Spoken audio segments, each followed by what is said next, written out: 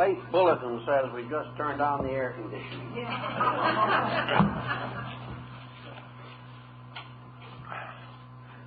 Well, I don't expect to be able to give John's lecture, because I really do not know what he intended to say. But I will try to improvise a little on the theme of this factor of communication in regard to mental and physical ailments. I think that perhaps the Chinese have given us some very good background material. They recognize nature as the great instructor.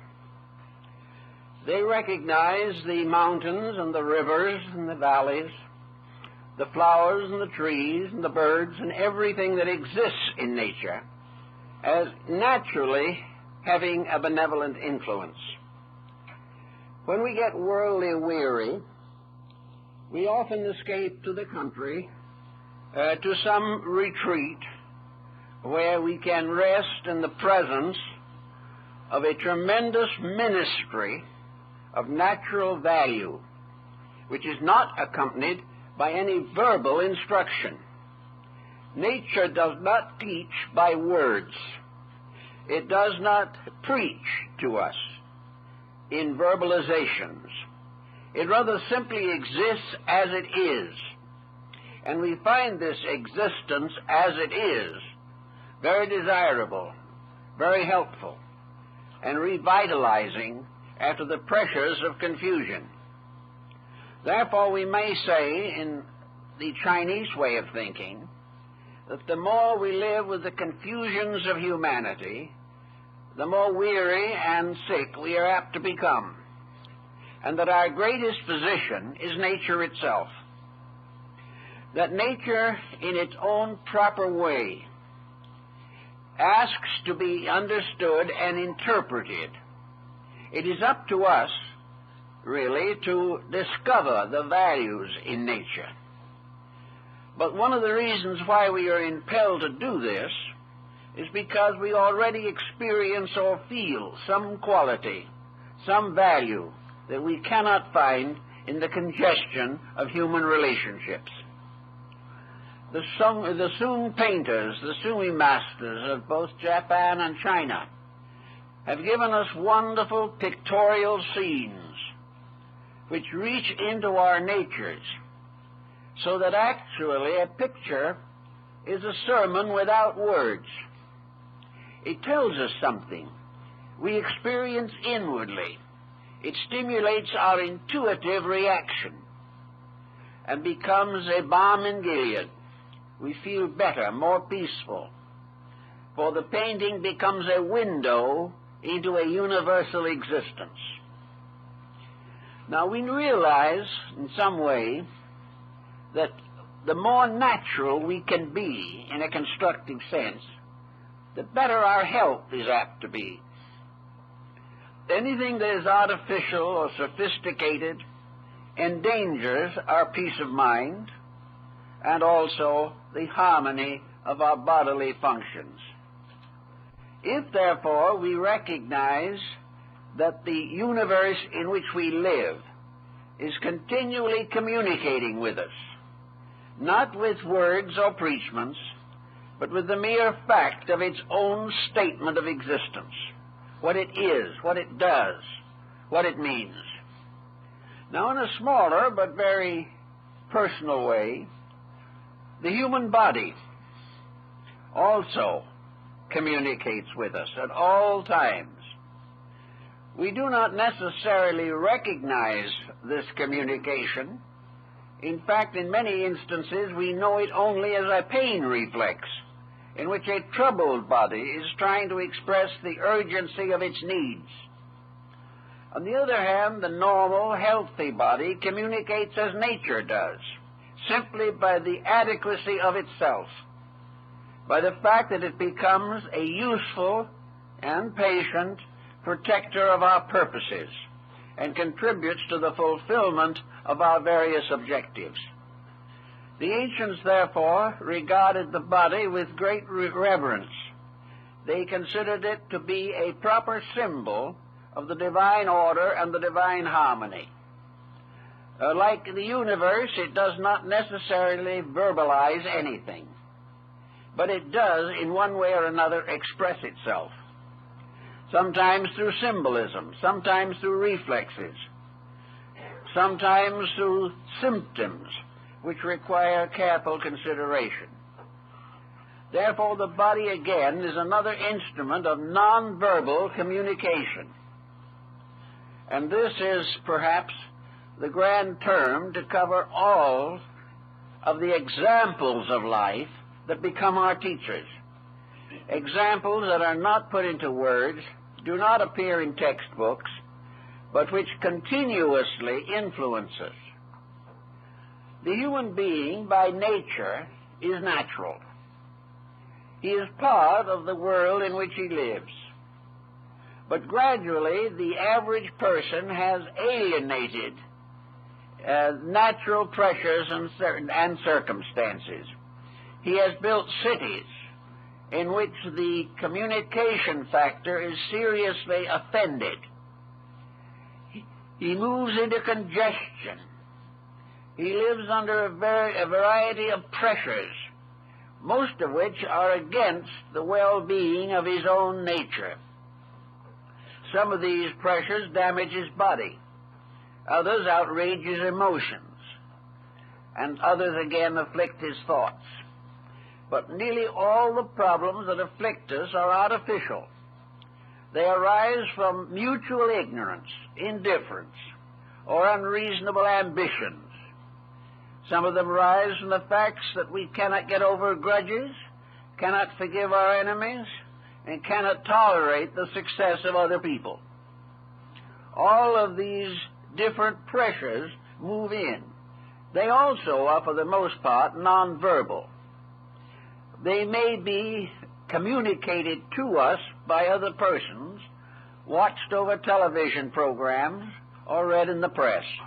But still, the circumstance itself is not speaking. It is not telling us something.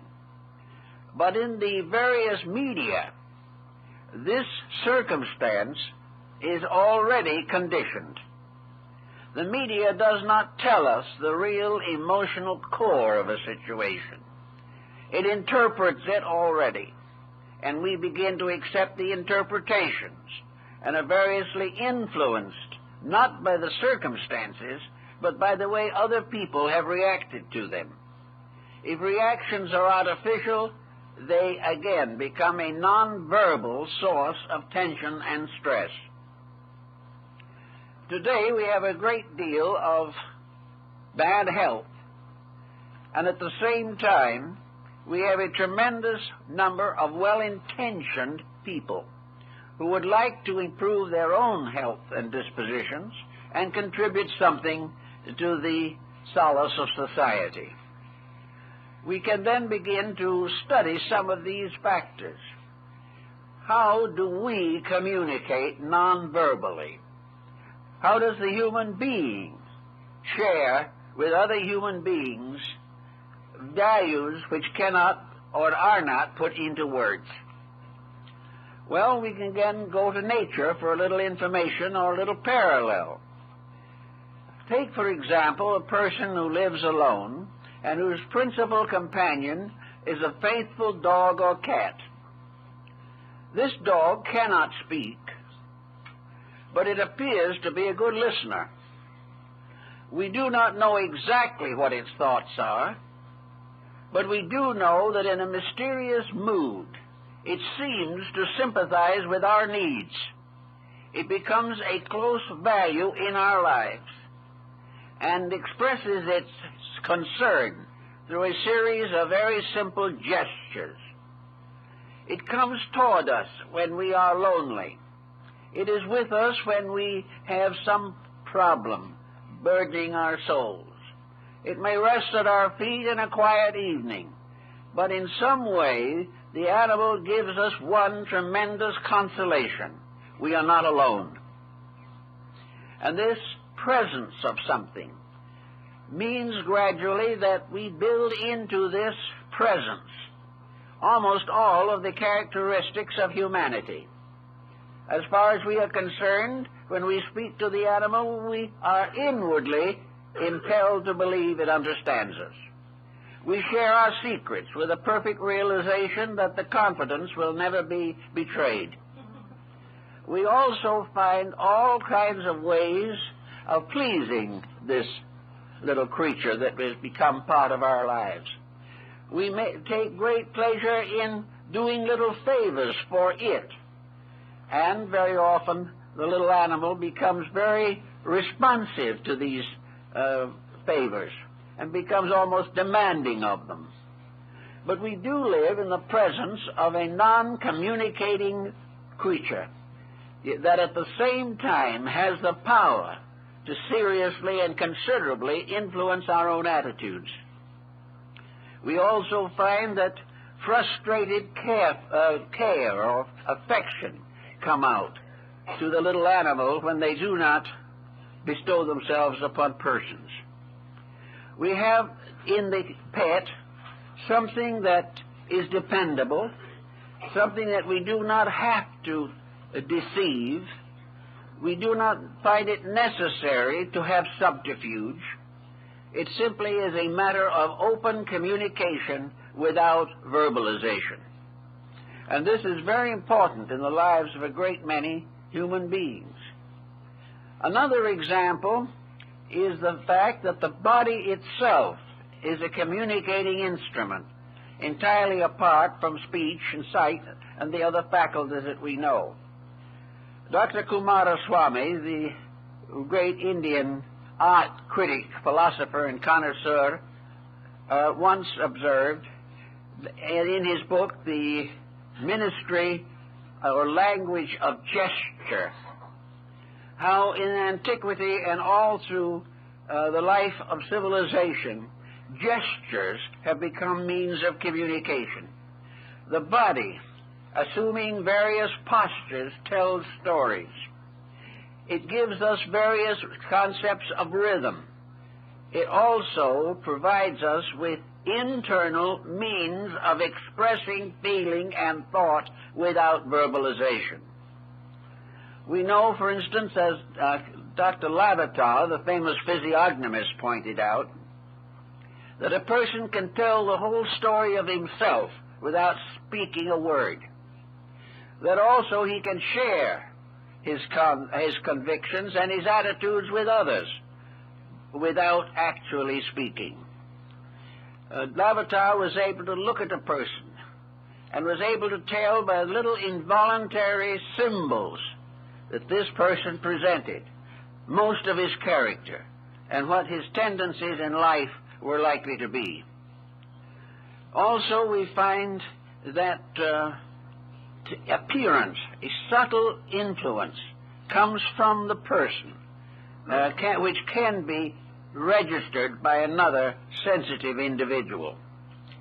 I remember a story that I knew the persons involved in long ago, and that is a bank teller who was waiting to cash a check for a customer, and all of a sudden he said he knew that the person was dishonest. He knew that the man did not have the account that he claimed to have, that the check was not legitimate, but there was nothing spoken. So he did not cash the check. The man was dishonest, and the bank would have been defrauded. And asked how he knew this, felt this, he said there were little mannerisms on the part of the man trying to cash the check, mannerisms that added up to tension, stress, deceit. And the teller felt it without knowing how or why. So the body is continually telling stories about itself. In India, there are certain character analysts who invite a person to have a character reading. The individual to receive the readings simply sits quietly on the floor or on a chair, and the analyst studies him. Not a word is spoken for a half an hour or more.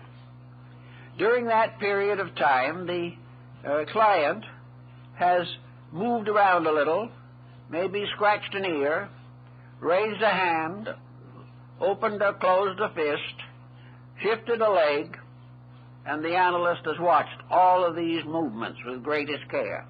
And from these little symbols, he can give a fantastically accurate description of the person's character. Thus, we do have the problem of this non-verbal sharing of knowledge. Now, it becomes more intimate as we become closer to people. It is very much in experience that we learn the natures of each other.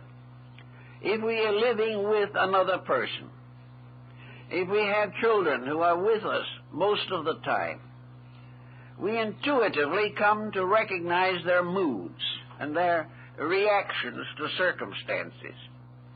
And little by little, we get an intimate realization of their inner lives, which makes it possible for us to work with them non-verbally. We can share their sorrow without speaking, but by a gesture, as Kumaraswamy calls it.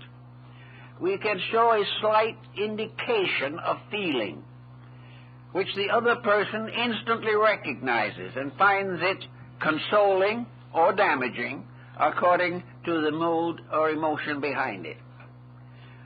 Psychology has shown the danger of critical attitudes. It has shown how persons have concealed antagonisms for half a lifetime, or tried to. But the person against whom this antagonism was directed was fully aware of it, although it was never discussed. There was a reaction of restraint, of suspicion, of irritation, whenever these two persons came together. And it was inevitable that these subtle reactions should be communicated. Pythagoras and Socrates and many others in the ancient classical world made a great deal of the dance as a medium of communication.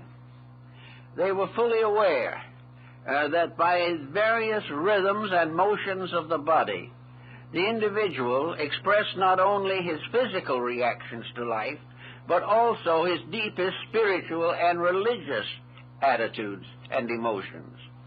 The Pythagoreans danced at the dawn every day as a symbol of worship. Worship being the individual attempting to release through his own body the harmony of life. That each individual had a certain personality of his own. Therefore, although they were all dancing to the notes of a lute or a drum, each one was dancing a little differently. And this difference was a key to his own individuality and to the relation that he had between his own personal life and his veneration for the deities. Socrates, who was not exactly a graceful man, he is reported to have been bow-legged and pigeon-chested. Actually, however, danced with his disciples. And according to a stranger who came to Athens, he asked how he would know Socrates. And he was told that Socrates was a person of very poor appearance, rather deformed. But later, when the man met Socrates, he reported that he found him to be handsome, beautiful, and wonderful. The spirit behind, the life behind, was so magnificent that it completely overshadowed any defect of the body. Now, to a measure, we are under these problems today. Today, I suppose, as never before, human beings have tried to improve appearance. They have used every possible means to make the body more attractive. Both in clothing and in dieting and in all these ways, they want to look well. But very few of them have really discovered that beauty comes from inside, and that a person of very ordinary appearance becomes beautiful by the release of internal values. No one can be truly beautiful who is not growing wiser inside. And we cannot have physical beauty that is real unless we also have friendship and affection inside the person involved. They must be communicated through appearance. And the more the inner life is ennobled, the more attractive the outer personality becomes. We look over the gallery of the immortals, and the most honored of human beings have not been the best looking, but their appearance has been ennobled by their conduct, and their value to civilization has been increased by the contributions that they made to life. Therefore, we look upon faces like the face of Abraham Lincoln, and while it was not a handsome face, some way it looks beautiful. There's something behind it that non-physical means represents or experiences when viewing pictures of the great president. Now, another way of non-verbal communication is music. Music has been a tremendous factor in the life of the individual. Music is melodic or harmonic when it is contributed from orchestration or musicians individually. Actually, however, the harmonics of music is the result of lawfulness, mathematics, great skill and artistry. And music can be a tremendously vital factor in the improvement of mankind, but only if the music that we hear is alchemically transmuted in ourselves to the highest form of musical vibration. Therefore, we find that discords of all kinds endanger health, endanger the development of character. We must have the music that is harmonic. In Athens, a composer who wrote a piece of music that was not harmonic could be exiled or imprisoned for this sin against the community. Music representing a perfect harmony of sounds also becomes apparent in structures that are created upon musical themes, and these structures include a great number of architectural works. Many buildings of antiquity especially were crystallizations of harmonic patterns. They were deeply involved in music and in the harmony and grace of a kind of melodic consciousness within the soul of the architect. We notice even today the tremendous difference of effects resulting from various types of architecture. We realize that some artistic forms ennoble us, raise our vibratory rates, and cause us to have a feeling of sublimity, whereas others become totally materialistic, comparatively valueless as contributing anything, and bringing no satisfaction, unfoldment, or release of the psychic life within us. So architecture is a very valuable and important element in the non-verbal communication. It tells us much about the ability that we have to appreciate. I think that one is faced with a variety of reactions to architecture. To some people, architecture is simply a roof and four walls. What it is like, why it is there, is purely a matter of utility. And as utility, it nourishes only that for which the utility is intended. If it is an office building or a bank or a stock exchange, then the building becomes simply the structure or principle upon which the building is erected. There is no idealism, there is no overtone involved in works of this kind.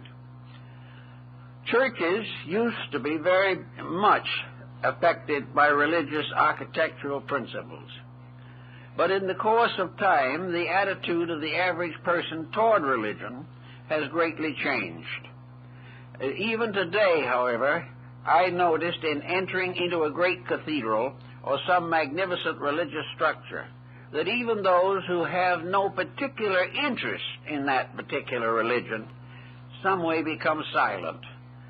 They take off a hat or they do something to indicate respect without realizing what they are doing. They are simply under the pressure of a great harmony, a tremendous spiritualized pattern, a kind of cosmic snowflake, something that is mathematically, psychologically, mystically correct. And wherever a structure is properly organized, it does create a feeling within ourselves. Plotinus, in his essay on the beautiful, has clearly discussed this particular subject.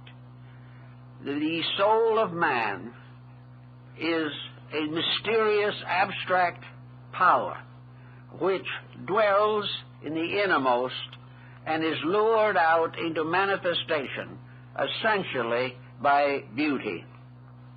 In his essay on the beautiful, Plotinus points out that the beauty in the human soul moves outward to embrace the beauty of the world, that the human soul, being beautiful and symmetrical, reaches out to the natural world of mountains and valleys and wonderful streams and lakes, and the soul is happy.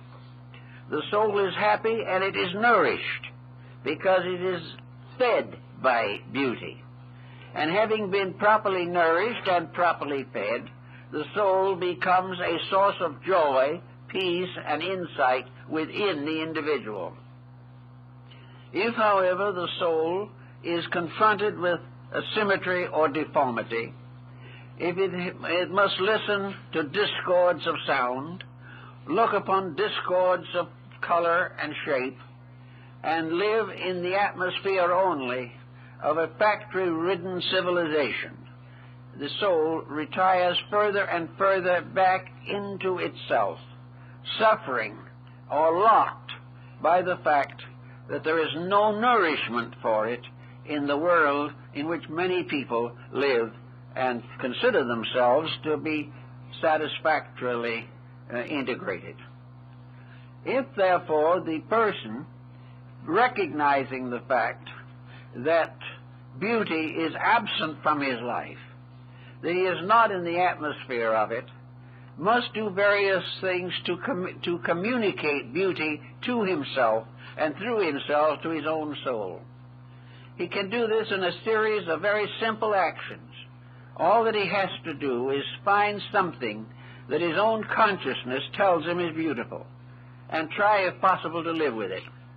He may find art, he may find music, but if he finds any form of expression which ennobles him, which releases the finer parts of his own nature, it becomes a nourishment for the inner life and becomes a joy to the soul, which rushes forth to embrace its likeness in the world. Now, in human relationships, the problem of soul beauty is sometimes very difficult to determine. We find this in human relationships, in the relationship of parenthood or of marriage. We find that it's hard to understand why we choose the types of persons we do, or in bringing up children have certain choices as to how we hope they will grow and develop. Actually, however, there is a measuring rod within ourselves, a measuring rod that asks for beauty, asks for sustenance, seeks sympathy, companionship, and integrities. And where we find these, we are inevitably drawn to them. But if by any chance our own motives are ulterior, and we accept a compromise rather than clinging to our own convictions and principles, then in most cases our lives are not successful. We find that we have sacrificed the greater for the lesser when we sacrifice character for appearance, because true appearance, in the truest sense of the mystical part of our own being, is a soul power manifesting through a body. Lavater brings this out quite firmly and so does Sanders in his study of physiognomy. He shows how every attitude that the individual holds ultimately changes his appearance. We do not necessarily understand how this happens, but from the bland, simple appearance of childhood, we gradually mature with other forms of appearance. We develop various character lines, and according to our characters, so are these lines. And if by various means we have unfolded a high potential, this is visible in our expression and in the organization of the parts of the face and head. If we have conflict inside, it will show in the structure and relationship of our features. If we are not symmetrically creating inward life, we will gradually deform the physical appearance, because it must ultimately bear witness to what we are. And the body must be a witness. But if the body is properly sustained by inward consciousness, it witnesses the growth of life within us and is correspondingly beautiful. Also in ancient times, the religious world made use of masks. Nearly all ancient religions had mask rituals, whether they be the Indians of the American Southwest, the Egyptian mysteries, or the Greek drama. All of these systems use masks to conceal the appearance of a mortal actor. The actor was supposed to be transformed by a mask into something that he was not, that he was gradually changed into the likeness of a deity or of an evil spirit or of a submaterial life of one kind or another. He had a transformation due to the wearing of the mask. Now, the ritualism of masks is very interesting. Among the Hopi, Navajo, and Zunis of the Southwest, the masks are, of course, sacred. One of the important points involved is that no one must wear the mask except during the ritual, and the mask must not be shown to other people. Also, the man who makes a mask must never see it himself until it is finished. Therefore, the religious masks of these Indians are made behind the back of the man who makes them. He puts his hands behind him to put the mask together. He must not look at it. Now, we find these masks also in Tibet. We find them in the religious rites of the lamas and of the ancient Chinese theater. They play an important part in the no drama of Japan. They are found in the rites and rituals of Java and other parts of Indonesia. Everywhere, the mask cult plays an important part in life. Now, the philosophy behind the mask, it seems to me, is this. Actually, it is a transformation of the personality. And the mask becomes very largely an artificial front by means of which we conceal the humanity of ourselves in a desperate effort to reveal the divinity, or else, in one way or another, to represent a member of some other order of life. Actually, almost all of us wear masks. They have become the inevitable factor in modern civilization. We may wear masks to appear better than we are, and there's scarcely a merchant who hasn't worn one for that reason at some time or other.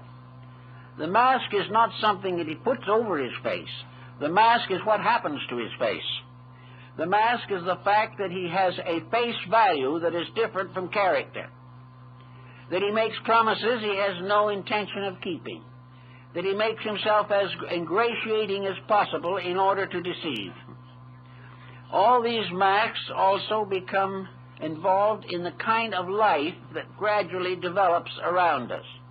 We gain one kind of mask through education. Through schooling, we take attitudes. We become associated with certain ways of life, certain thoughts, certain interpretations of existence.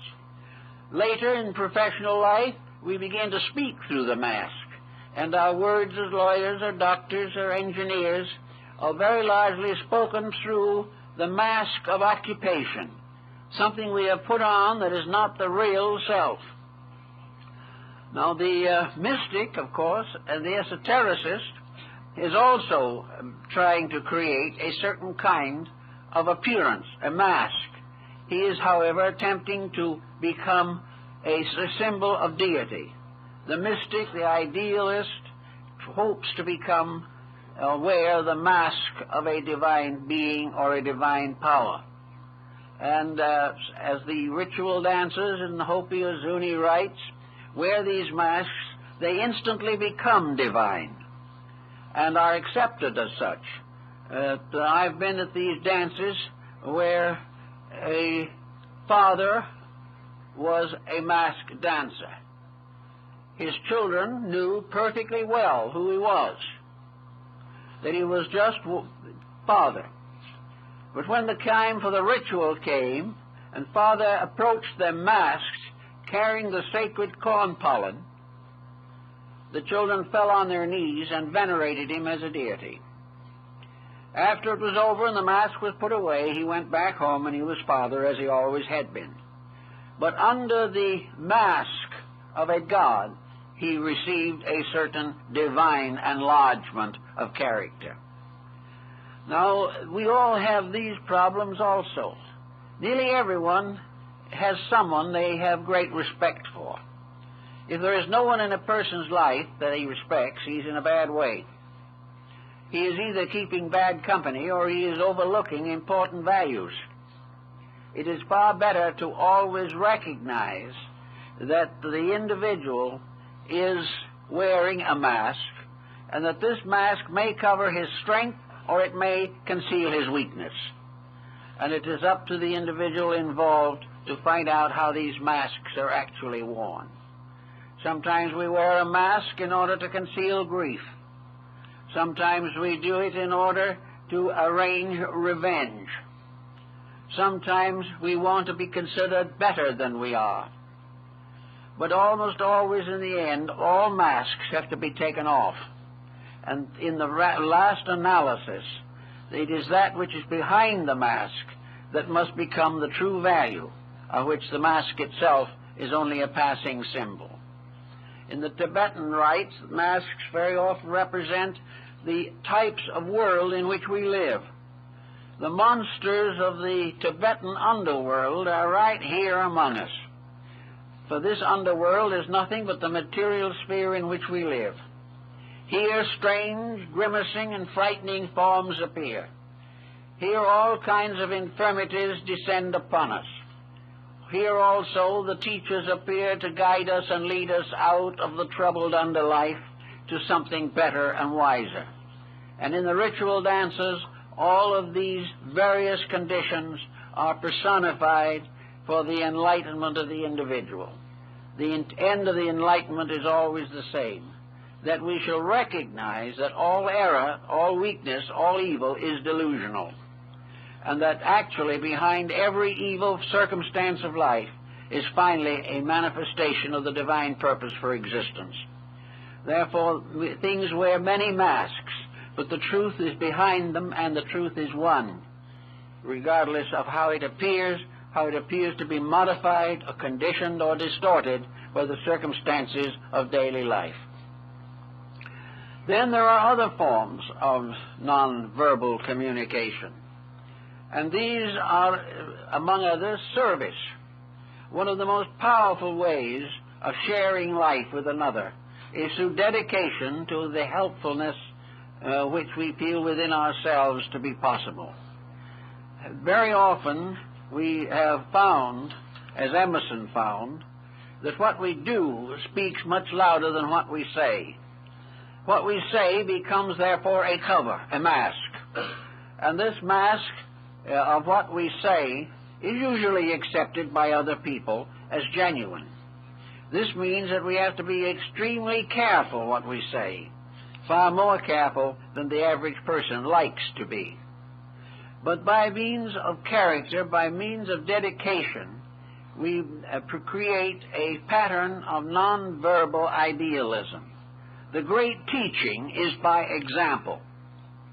The great teaching is the individual doing those things which are the greater good to the greater number. We respect these people, even though we do not necessarily have the skill or courage to emulate their conduct. We respect achievement of a high quality, but may not at the moment feel that we can make the sacrifices or adjustments which would make it possible for us to become like these extremely important individuals, so that life itself becomes a form of communication, a form of understanding between the individual and the world around him. Another form of communication is meditation. And in this, the individual is communicating with that which words will not affect to any great degree. No matter how loudly we verbalize our prayers or our contemplations, the verbalizations are unimportant. The entire value of the meditative life lies in silent communion with reality. This is probably the highest form of nonverbal communication. It can be directed in three directions. First, it can be directed toward the divine power, the source of all life. Secondly, it can be directed toward an individual or group of individuals for which we have some special regard. And third, it can be directed toward ourselves. This meditative discipline is nearly always idealistic and unconditioned by material attitudes or interferences.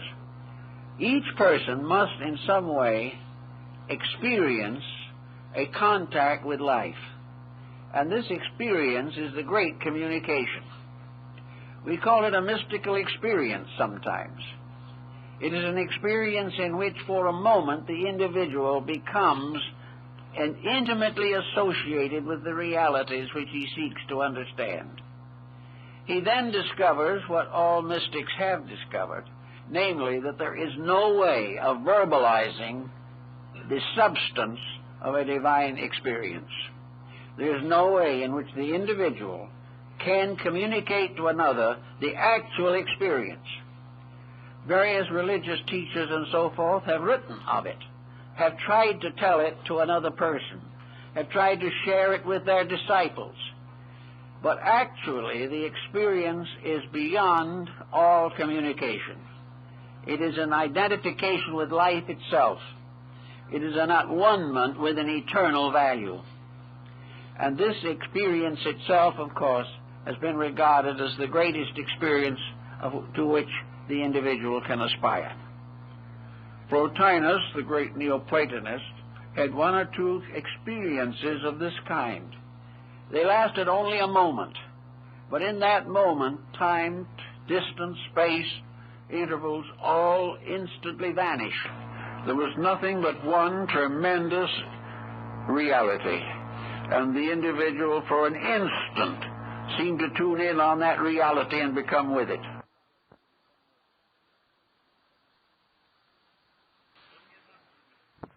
Reality, and the individual for an instant seemed to tune in on that reality and become with it. This, with Plotinus, lasted only a few seconds. But once having been experienced, the whole life was changed, not only for this embodiment, but for future embodiments. The tremendous experience of universality indicates the final means of communication. God or deity communicates through a series of inward experiences. These experiences can be crystallized into codes.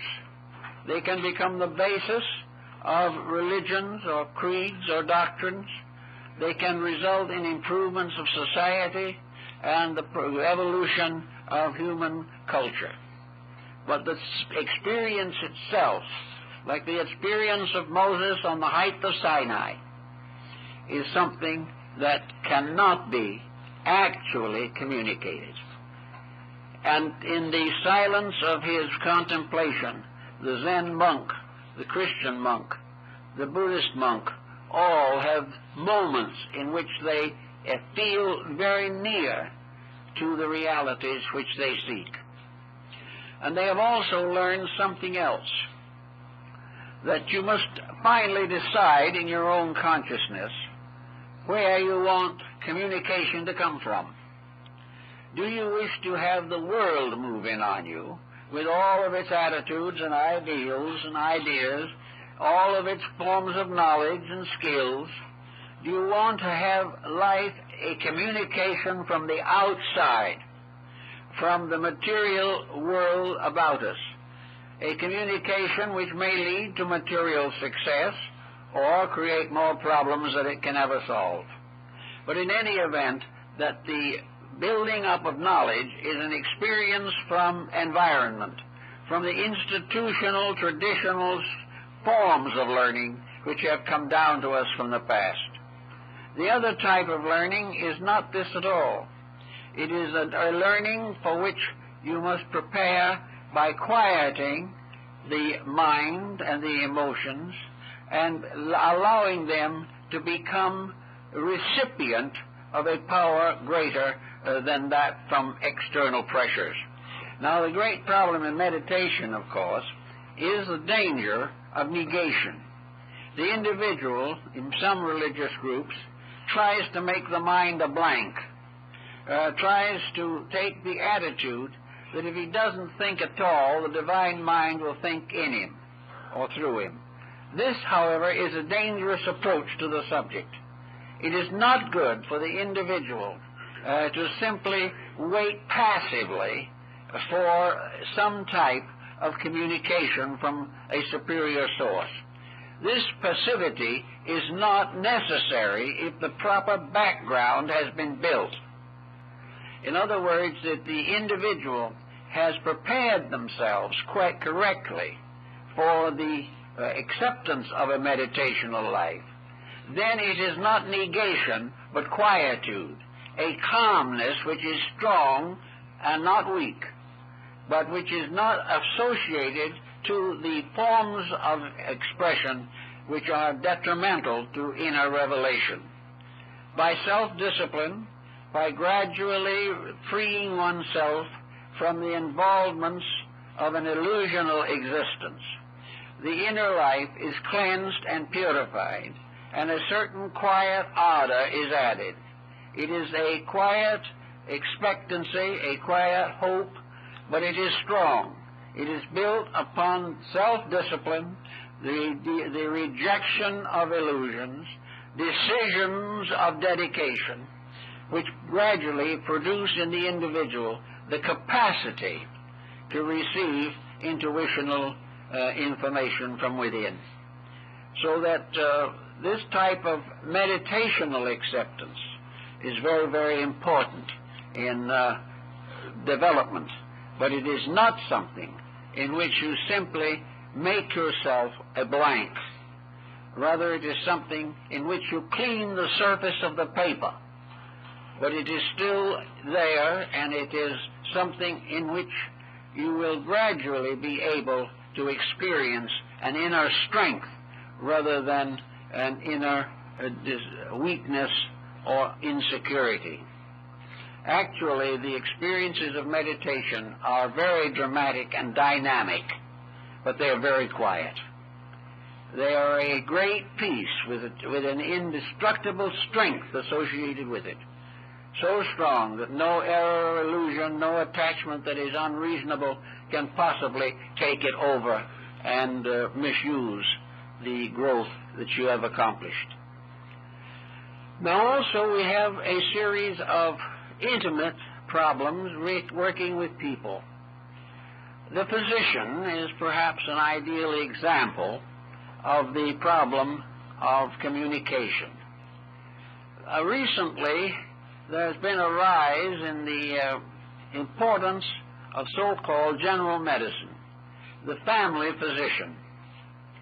For a long time, we had a highly intellectualized medical situation in which the family physician was little better than an intern working for specialists. In this particular situation, we had something against which human nature has gradually revolted, and that is the professional person who has no time, no energy, and no interest in the actual life of his patient. He is there to have his nurse give a shot or prescribe a pill or write a prescription. He is not interested, he is not a physician in the essential meaning of the word. He is a human computer, merely preparing and disseminating certain information which he has learned and which perhaps privately he hopes is correct. This situation has resulted in a great decline in the value of medicine to the human being. And the next step has been the gradual restoring of the family physician. The individual who takes the time to be a friend of his patient, who takes the necessary means to win the confidence and understanding of the sick. A person who is a gentle, kindly, understanding human being. In other words, that the physician must first be a human being. Otherwise, most of his services are less successful than they should be.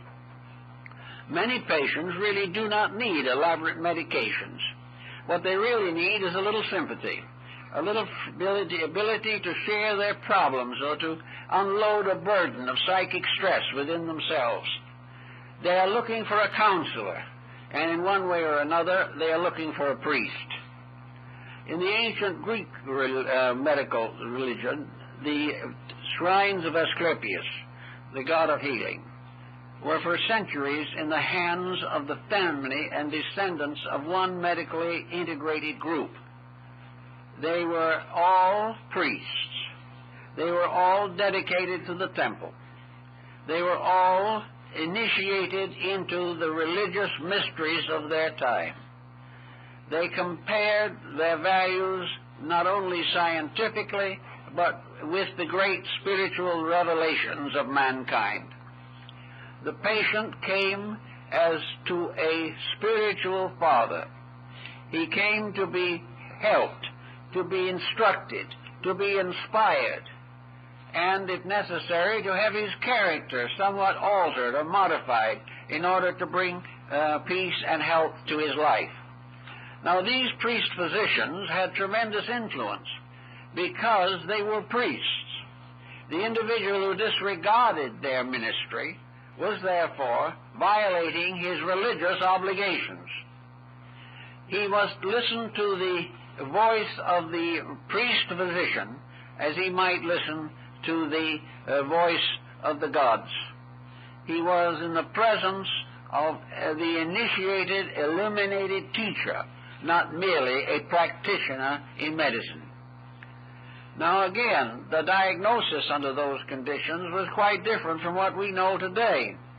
For the most part, the diagnosis was non-vocal, or was not given in words, or by means of tests, such as we would use today. There were no laboratories, as we would know them, no blood tests, no elaborate equipment, and the individual, therefore, was diagnosed very largely by the gods. At the great temple of Asclepius, the sick were brought in at night on couches and were placed in a circle around the statue of the deity. Then the priest gave each of them a soothing, probably sedational drink that quieted the nerves and eased pain where it was present. The individuals, the patients, then slept in the temple, in the circle around the deity. In the morning, they reported their dreams to the priest-physicians, and in nearly every instance, the dream was the diagnosis. Nothing was spoken. It was a non-vocal diagnosis. The individual could repeat it afterwards to the priest, but he was actually diagnosed by some power deeper than his conscious mind. Perhaps, as some psychologists might say, he was diagnosed by his own subconscious, or he was diagnosed by his own internal faculties. But the consequence of it was that in most cases, the patient told the priests the correct diagnosis of his ailment. The priest then administered the material as recommended in the dream, because they felt something that we have again forgotten, that each sickness, each person who is sick, is suffering from a problem which only his own consciousness can finally solve. And all other efforts are to a degree ineffective. They may help, but the final diagnosis of what is wrong with us usually has to come from ourselves. Not verbal, but from experiences, dreams, archetypal visions, and things of this nature. Because actually we are the only one in the world who knows just exactly what is wrong with ourselves. Others guess at it, and sometimes the guessing is very irritating to the sufferer. But the final answer lies in the person's quiet contemplation of his own situation. Therefore, in a sense, symptoms are a nonverbal form of communication. Symptoms arise in the person, and for the most part, he takes them immediately to some physician or nutritionist or something of this nature. Actually, however, all these symptoms that arise in himself should be studied deeply by the person himself. If he is not in a position to study, if he doesn't know what it's all about, then he is in a very bad shape, because he is living in a house, but he does not know how to take care of it. He does not know when it needs repairs. He does not know when its roof leaks. He does not know how to keep it properly in order. And for the most part, he pays no attention to it. And when things get very bad, he moves out. Now, in this case, when he moves out, he has to wait for a new body. But a great many people will move out of an apartment when they can no longer clean it up. It becomes too odious a job to put things back in order. So with the person, health problems nearly always require or invite very serious consideration. We are the only ones who know the whole story of ourselves. Psychoanalysis tries to help with it, but by the time the whole story is told to another person, presuming that we have told it correctly, which is not always the case, we have not only spent a great deal of time, but a very large sum of money, while somebody is listening to our troubles. Actually, no one, even though they listen attentively, can be all-knowing or guarantee the improvement that we seek. In fact, no one but ourselves can guarantee that we'll even follow the advice that is given to us. Usually, if it is something we do not like, we will not even bother to follow it, or we'll start out half-heartedly and forget it in a short time. So each person, in the presence of changes in life, is in the presence of a great system of instruction, by means of which he can improve or maintain health, extend his reasonable expectancies, and cope correctly with the deficiencies which time and wear and tear bring into his physical economy.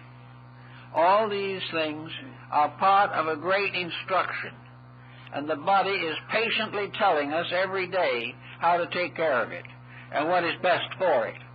In some cases, we are not able to meet the requirement of the body, but in many instances we can do something toward that to improve the general condition in which we live. Now, art is something I think we should mention in passing. Art is in a rather poor shape at the present time. I think we will all admit that the art archetype has revealed a great deal of the infirmity of human nature. Good art is never dated. A great artistry belongs to eternity. The great principles of beauty are unchanging. Beauty does not talk, but beauty comforts us if we are able to experience its influence. So that in the study of art, we have to analyze the lives of the artists to discover the degree to which they are sincere. A sincere artist will produce a sincere picture. A commercialist who is only interested in trying to sell his art does not have the same vibratory communication for us. And art which is shoddy is of no value either to the artist or the person who purchases it, because it carries no validity, no integrity, no proper development. Some of the great artists of the world, I imagine, are in the Oriental system. The reason why this is true is because essentially, up to within the last century, the great artistic canons of the East were never qualified or abused. Even now, there are many artists in Asia who are sincerely attempting to restore the integrities of the great art of the past.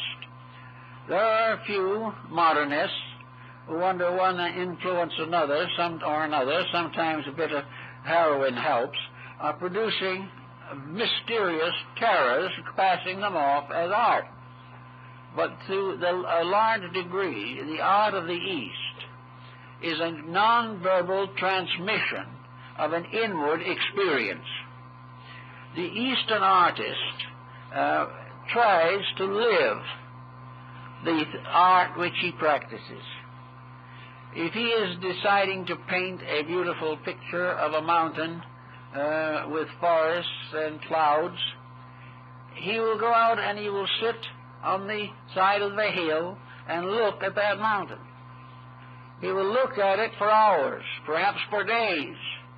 In fact, he might even build a little retreat there and look at it for years, trying to experience within himself the message that that mountain has for him.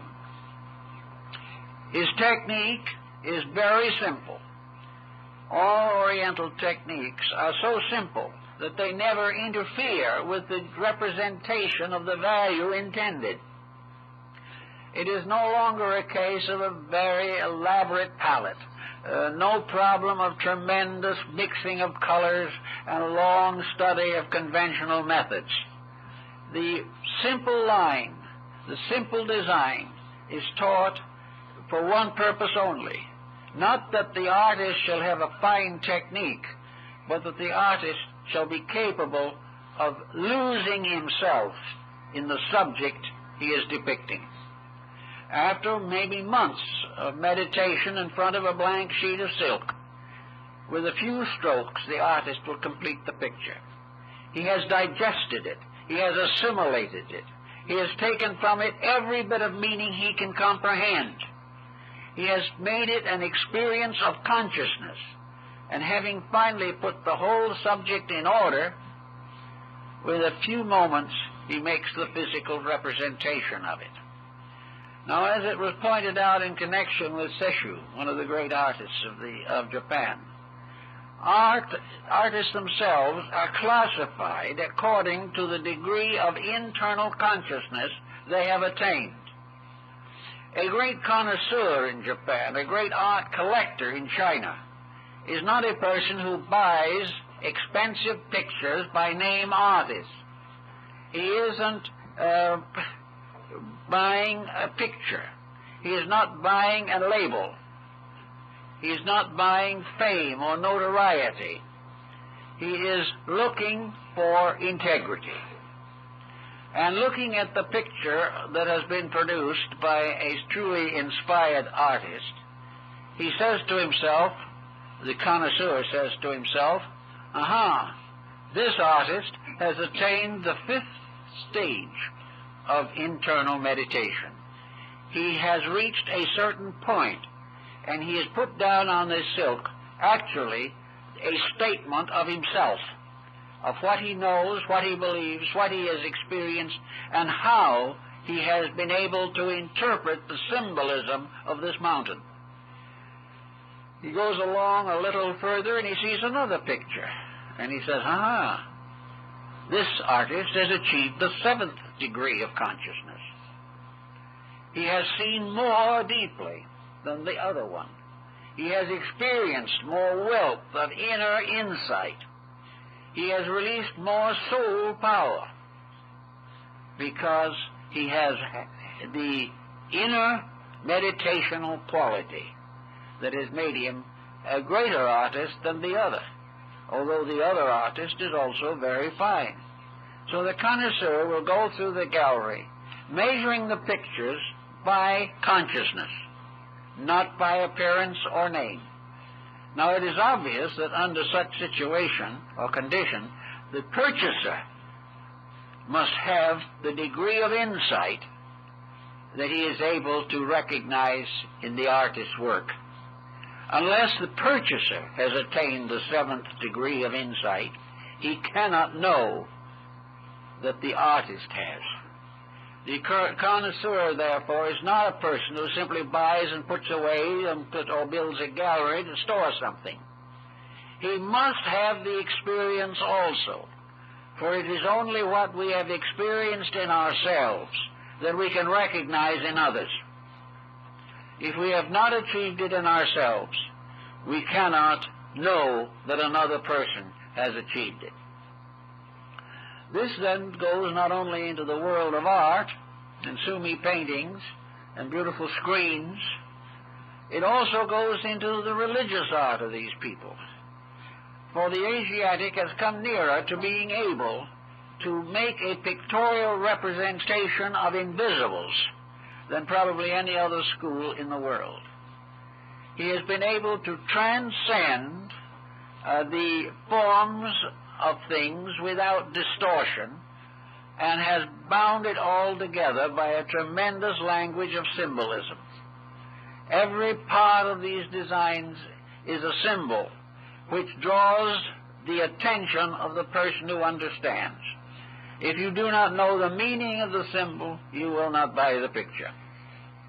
If you know the meaning, and that meaning is nourishing to your consciousness, you will make a great sacrifice to have that painting or to experience the work of a beautiful bit of pottery. For the potter, just as much as the painter, is telling the story of soul power. And a great potter reveals through his work the victory of soul power over physical materials. For he has made these materials become symbols of things unseen. So with the same with life as we go out in the experiences of living, we recognize in others that which we have attained in ourselves.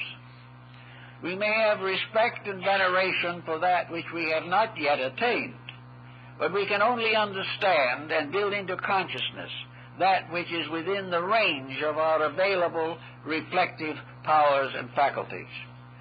Thus, the only way in which we can finally experience truth is to have attained it in ourselves, therefore become capable of experiencing it in other things. Whatever deficiency there is in our own natures, there will be a corresponding deficiency in our philosophy, in our religion, and for that matter, in our science. A world that has not yet attained to the mystical levels of things will continue to be plagued by the problems of material existence. We are now in the midst of a very sad situation, but one in which nonverbal communication is probably more important than ever before. For it is only by the thoughtful contemplation of things as they are that we can gradually restore our own integrities. We have to learn the lesson in order to escape the consequences of former mistakes. It is not possible for us to listen to people promising this, guaranteeing that, and demanding something else. The only thing that will solve our problem is the victory of soul power over brute force. And until that comes, there is no solution. But if this solution is first to be attained in ourselves, and we can see in many ways how this attainment is available in comparatively simple people. We find in many cases that those less sophisticated have greater integrities, that in very simple solutions, the individual living close to experiences has been able to grow by actually feeling the way life is, rather than listening to experts talking about it. So all the way through the problem of healing and through the problems of sickness, we have this line cutting, a line which tells us that a great deal of health will come from integrities that can restore the imbalances that we have permitted to arise within ourselves. Religious institutions in all parts of the world are restoring religious healing and pointing out the advantages of more internalization of the search for health.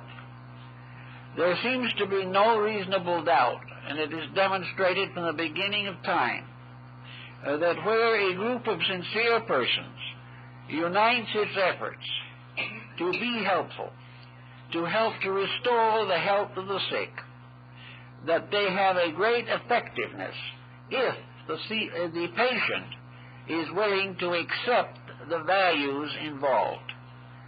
Spiritual healing is perhaps best personified or exemplified in the story of the great shrine at Lourdes, where spiritual healing has been practiced for hundreds of years. Here, there is a great difference in the results obtained. Many who have gone to Lourdes very sincerely have not been helped. Some, however, have been miraculously aided. And the only difference that can be imagined is the internal quality of consciousness. The individual who had a certain type of consciousness got the results. Another who went even with a strong faith was not helped. It was more than faith that was necessary. It was something deeper than faith. It was the person becoming in rapport with the spiritual power of healing, the rapport of God as health, God as body harmony, God as spirit moving into flesh in the mystery of divine enlightenment. So that healing has become important now, partly because so much sickness is not due to lack of advantage. It is now due very largely to lack of self-discipline, lack of the power to have a constructive, creative, idealistic relationship with life.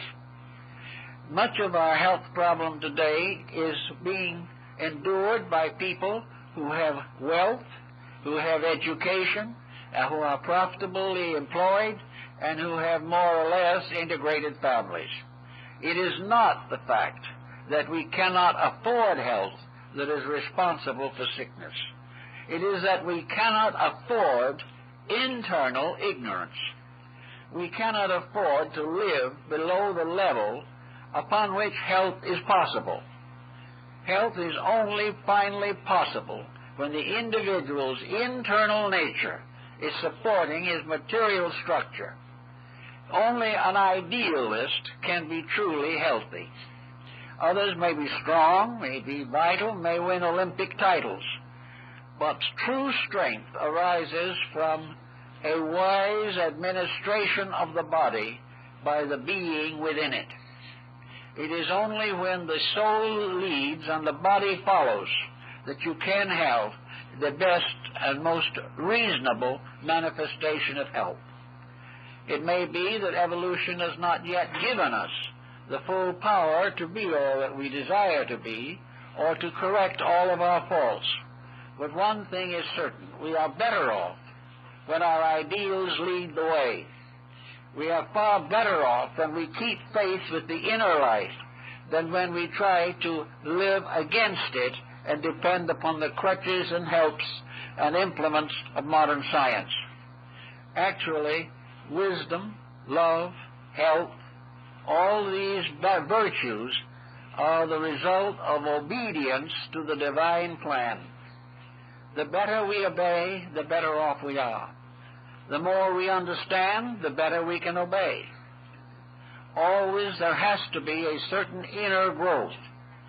This inner growth cannot be perhaps entirely nonverbal, but it is largely so, because there's no matter what we hear, what we read, what we see, the things in themselves are not solutional.